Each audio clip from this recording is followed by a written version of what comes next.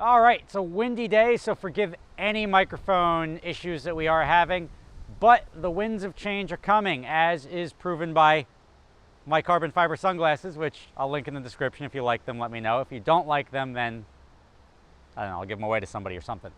Today we're going to talk about Tesla, and Tesla just dropped their new semi-truck and their new Tesla Roadster that's going to be coming out in 2020. Tesla is big into the market disruptions, and there's two things that both of these cars and trucks have to do in order to make it. And Tesla, if you're not familiar with it, it's a company that's essentially too big to fail. There's a lot of tech companies, startup companies, publicly traded companies, they're just too big to fail. Whatever they do, they're going to get more money until they eventually become profitable or sold off to somebody bigger. But you have to think that Tesla hasn't made money yet. They are constantly losing money, but they're innovating the shit out of the world. They've got rockets, a rocket program. They're doing trucks. They're doing solar tiles. They're doing battery backups for your house. They're literally making sort of a sustainable energy company and spreading that out among many different facets of life. So to essentially make the world a better place, it's hard to go wrong with that ideology. Now, what they've just come up with is a truck that it has either a 300 or 500 mile range, which is okay. It's okay for regional transport. They've got the claims of it'll be able to pull a full 80,000 pound load quicker than a standard diesel semi. They've got the claim that the 0 to 60 unloaded will be really quick, but that's not going to sell the truck. Truck drivers care about one thing, and they care about money.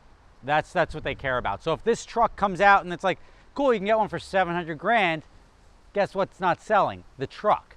They care also about the range, and that directly goes into the amount of money they can make. With tandem truck drivers, you could essentially drive coast to coast in 48 hours, 50 hours, whatever it is.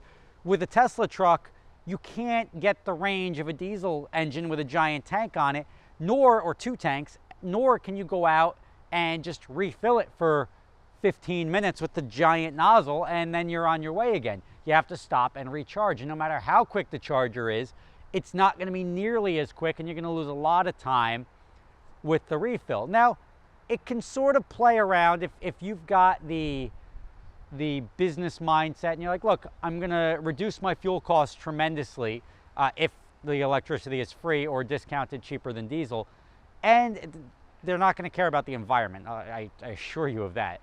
They care about making money. If they can make it an efficient route with DOT standards, a single truck driver, I think, can drive 10 hours and then they have to take a 12-hour break, or they could drive 12 hours and take a 10-hour break. It's one of those two.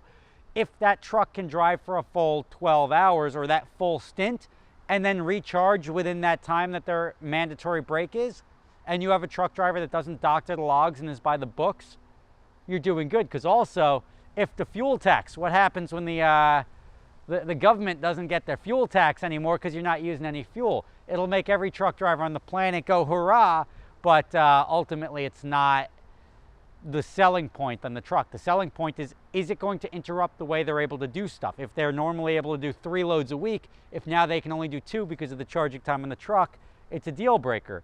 And if the truck costs more than their fuel savings and everything else, and they're not going to be able to get finance for that rig, that's another deal breaker. So those are the two things that they got to accomplish. They can accomplish the first one by effectively financing the truck. Look, we'll give you a 3% financing, become a bank for their own asset, and that's the quickest way. That's what GM Financial does. All these companies are able to do it.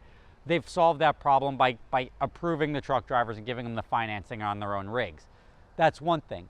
The second part can be solved by maybe an additional battery pack, a swappable battery pack. I mean, this is a game changer here, that if they've got charging bays, and the truck is powered by 2 Model 3 batteries, so effectively 2 car batteries are powering this truck.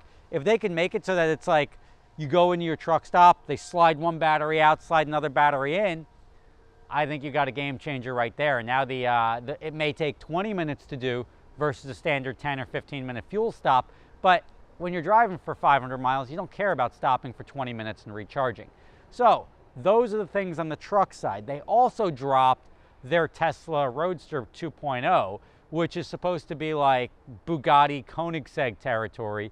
And they do have issues to overcome there. The price point's spectacular. They're talking 200 grand with a $50,000 deposit. So now you got a car going 0 to 60 in 1.9 seconds, which is the fastest car out there. You have a quarter mile time of 8.8 seconds, and you got to assume that's going to trap in the 160s, probably somewhere in there, 165. So that's 0 to 165 miles an hour in less than 9 seconds. Also industry leading worldwide. And then the top speed of like 200, and I think it was 250, 260, something like that, 261, which isn't Koenigsegg, isn't Bugatti, but it's right up there. And the fact that those cars both cost in the millions and this car here costs much less, you're in very, very good shape. It's not the guy's only sports car, but it will be a very popular sports car. Now, what is the problem there? Why is that? Why is everybody not, why is Ferrari not shaking in their boots? A big thing that you're buying into with sports cars is the emotional attachment. You're buying into the fact that this car just makes me feel good. This is going to go after the GTR crowd, the guys that want to go out to the airstrips and runway race and be like, aha, check it out. But now that everybody's doing the same thing time in and time out, the surprise is going to be less. It is going to be a hell of a ride. It's like a linear induction roller coaster, but it does lose that emotion that you get with a shifting car, with an engine-based car, and that's something that it's a big hurdle to overcome.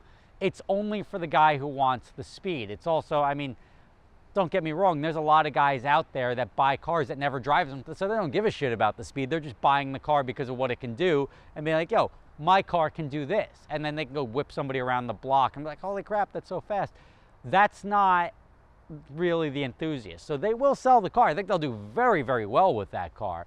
But it is something that they're not going to sort of displace the rest of the industry, because there is the same reason Porsche came back with manual transmissions for their GT3.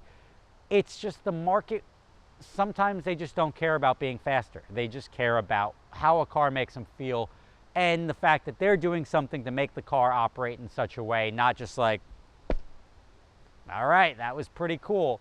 So they do have that hurdle.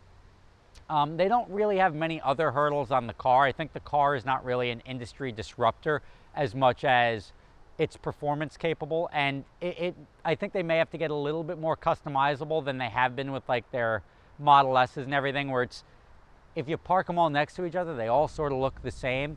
And when you're getting into that sort of supercar realm, people like to customize it.